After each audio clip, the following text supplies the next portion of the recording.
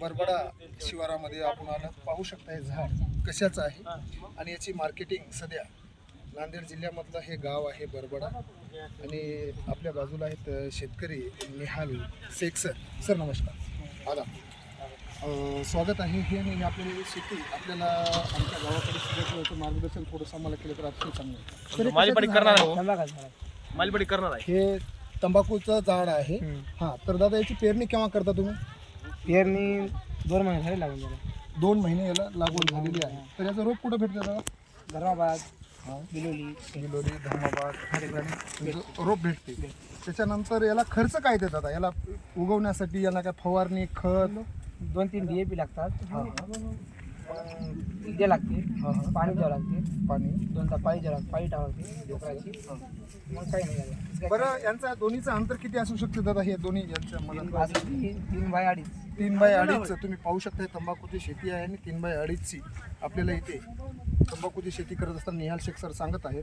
आणि हे 2 महिन्याचं पीक आहे. 2 महिन्याच्या नंतर याला कसं कटिंग कशी करायची जाते? याची थोडाची पानं तोडून टाकून पानं तोडायची, ववायची, हां हां, वळून मग बांधून पाहू शकता तुम्ही तिकडल्या बाजूला. हे अशा पद्धतीने ते शेड आहे आपल्याकडे आणि अशा पद्धतीने भटी लावलेली आहे.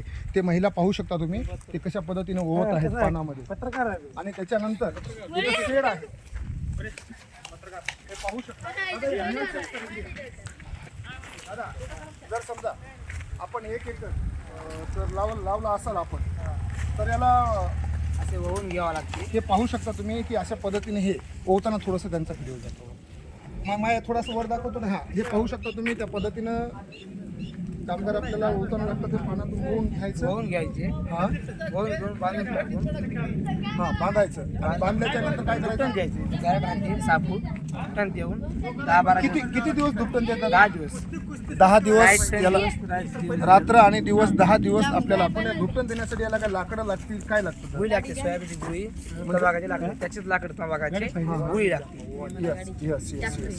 हे आता पाहू शकता तुम्ही. याच्यानंतर याचं थोडंसं गाराड करायचं. त्याच्यानंतर सोयाबीनची गुळी टाकायची आहे आणि त्याच्यानंतर एक 10 दिवस कंटिन्यू याला धूप द्यायची आहे, म्हणजे धुवा द्यायचा आहे. त्याच्यानंतर आपलं हे मार्केट कुठं आहे दादा तुमचं? पत्रकार आहे. याला झाडीला पेपर मिल झाडी, नाही, तालुका सांगा आमचा इथे.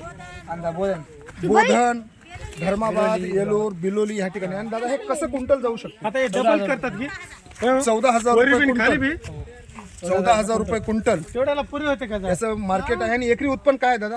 एकरी 15 एकरी 15 क्विंटल आणि मार्केटचा भाव 15,000 रुपये आहे. म्हणजे 1 ते 1.5 लाख रुपयाचं उत्पन्न आहे. आणि हे 3 महिन्याचं पीक आहे. निहाल शेख चांगल्या पद्धतीने त्याच्या पाठीमागे तुम्ही पाहू शकता. अशा पद्धतीने त्यांनी भेटी लावलेली आहे. हे पाहू शकता.